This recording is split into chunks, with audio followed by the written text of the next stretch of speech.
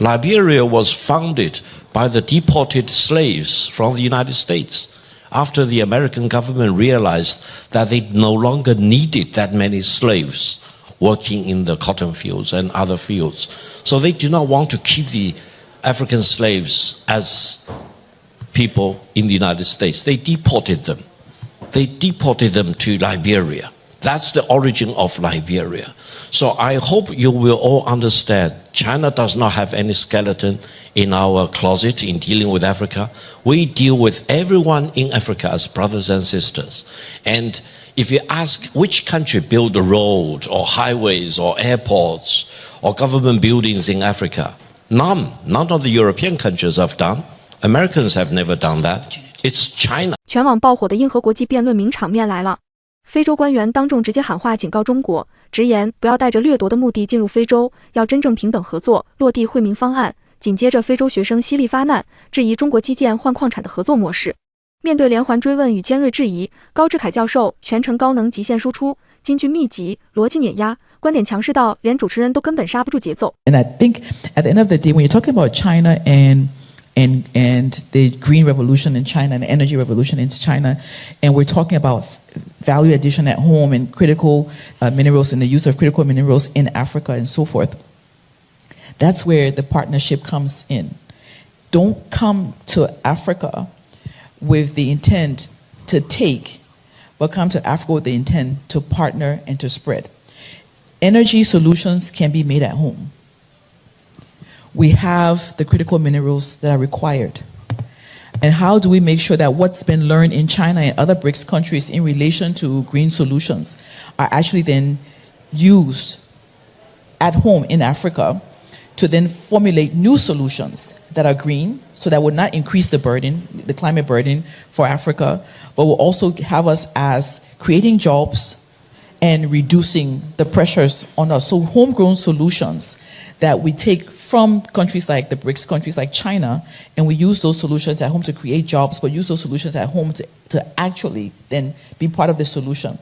And I think when you see us as victims, when you see African countries as victims, it's a negative start already, because we're not victims. We've been victimized by certain actions that have been taken, but we're not victims. We hold the key to the future. And understand that we hold the key with our minerals, with our natural resources, but also with our experiences and our intelligence and our capabilities. If you see us as partners, coming to the table with us as partners, we can design those solutions together. And AI, can I just touch on AI for a minute? And this is where the concern some of us have is around how AI can be used to further try to victimize Africa, because of us not being at the same level in terms of technology. And if people are really interested, if powers are really interested in us having a just world, a just and peaceful world, we'll come to the table from the perspective of the fact that you have a huge youth bulge, huge creativity in Africa. And this is where, in terms of the solutions around AI and how we use AI constructively, can be engaged. We can reduce. This morning we heard about an attempted coup in Benin, and it's been resolved. But at the end of the day, this cannot be the future of Africa. But conflicts come about because of an imbalance in terms of natural resources and in terms of how those natural resources are used to transform lives. And so energy is one of them. Energy is critical, but we can partner in a way where we build on the demographic dividend and use that to really strengthen Africa's position, getting power across Africa.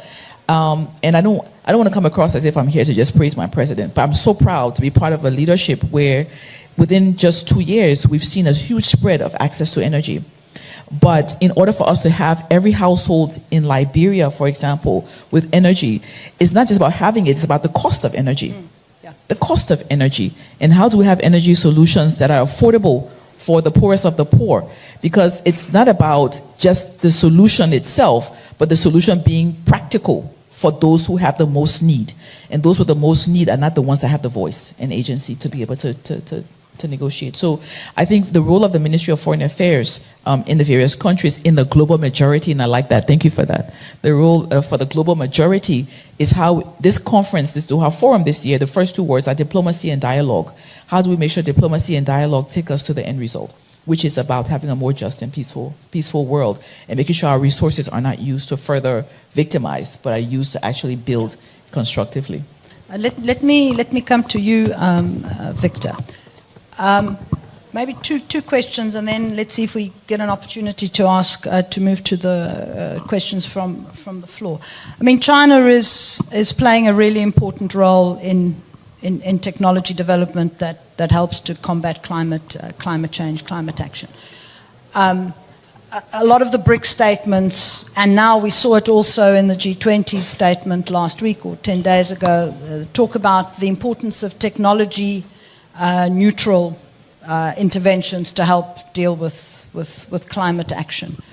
What are the initiatives that China specifically might be taking, also in the area of intellectual property rights, given that is also a hot issue for global South countries, in terms of working together with African countries on helping both to increase energy access, but at the same time to do it in a smart and efficient way?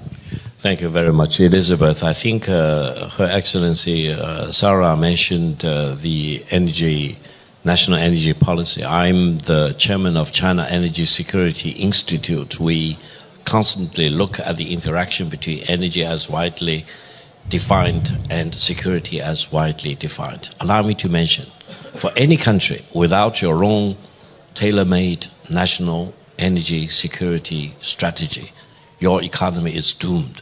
Really, without energy and without a strategy, you cannot really run your economy. In that sense, I'm very much concerned about Germany in Europe. I'm very much concerned about Britain, because they are really failing in lining up their energy security strategy. Now, for Africa, before I talk about Africa, let's talk about this part of the world. In addition to oil and gas, do you know which other source of energy they are enjoying the abundance in? Solar, very obviously. So my advice to all countries in this part of the world is that pool all your resources and develop solar energy as much as you can, so that you do not need to use that much of crude oil or natural gas to generate electricity.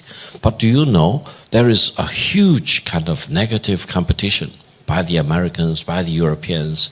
They accuse China of producing solar equipment and solar panels. Why should we fail in cooperation between the Chinese and the Americans and the Europeans to make sure that people and the countries in the Middle East can really put their very extraordinary solar resources to the best use, so that they can really achieve sustainability of development without having to use their own resources like crude oil and natural gas? So that's one of the possibilities. Now, the other thing for Africa, allow me to mention one thing. I listened very carefully this morning to some of the remarks made. I listened very carefully. But allow me to mention one point. Before China's full engagement with Africa, Africa was more or less a forgotten continent. Part of the reason was very obvious. Many European countries and the United States had huge skeletons in their closet in dealing with the Africans. Hundreds of years of colonial rule, slavery in the United States, for example, and even for our distinguished excellency and the country she comes from, Liberia. Liberia was founded by the deported slaves from the United States, after the American government realized that they no longer needed that many slaves working in the cotton fields and other fields. So they do not want to keep the African slaves as people in the United States. They deported them. They deported them to Liberia. That's the origin of Liberia. So I hope you will all understand, China does not have any skeleton in our closet in dealing with Africa. We deal with everyone in Africa as brothers and sisters. And if you ask which country built a road or highways or airports or government buildings in Africa, none of the European countries have done. Americans have never done that. It's China. I'm not fabricating this. I'm really telling you the real hard truth, that China has been fully engaged with Africa.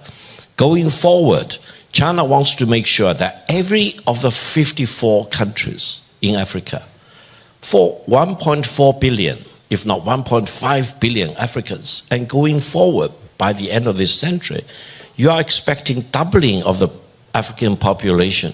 They will all be fully engaged in the AI revolution. Using the American way of AI? No. You do not have the money. You do not have the talents to Victor, do that. can I ask you to start summing up? Yeah, I will sum up. You need to really do this in an open source manner to fully engage in this AI revolution. Thank you very much, Sarah. Thanks, Victor. Thank you, Elizabeth. Very quickly, I can't leave this room without correcting something that was said about Liberia's history. So Liberia was not founded by deported slaves. Liberia was founded by 16 ethnic groups, indigenous tribes of Liberia, including, adding in addition to that, deported slaves who make up 3 to 5% of our population. Very important to debunk that, to clarify that. And Liberia today still has less than 5% of what we call settlers that came from the US, also from the Congo, and also from Barbados. Very important.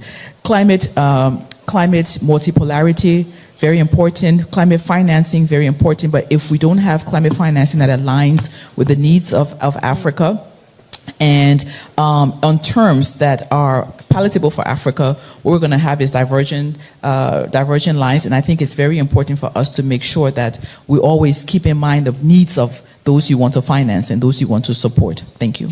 Great, thanks. Thanks very much. 整场辩论最大的看点是极致的立场反差与真相颠覆，彻底撕碎西方抹黑中非合作的谎言。非洲一方的态度格外清醒，打破西方塑造的受害者人设，不卑不亢表明非洲手握矿产、人才、人口红利，拒绝任何形式资源掠夺，只求平等共赢的发展合作，同时警惕 AI 技术差距、外部势力干预带来的新剥削风险，诉求务实且立场坚定。而高志凯的回击堪称降维科普，精准拉开中西对非合作的本质差距。西方带着数百年殖民掠夺黑历史，只榨取资源，制造战乱贫困；中国无任何殖民历史，修路建楼，普及能源，创造就业，真心助力非洲发展。面对学生质疑，他清晰拆解中国发展内核，强调各国发展自主、民主适配国情、权责对等的核心逻辑，打破西式双重标准。总结来说，这场对话完美印证中非合作是双向奔赴的共赢，而非西方抹黑的掠夺。真正让非洲进步的是共建发展，而非西方的虚伪援助与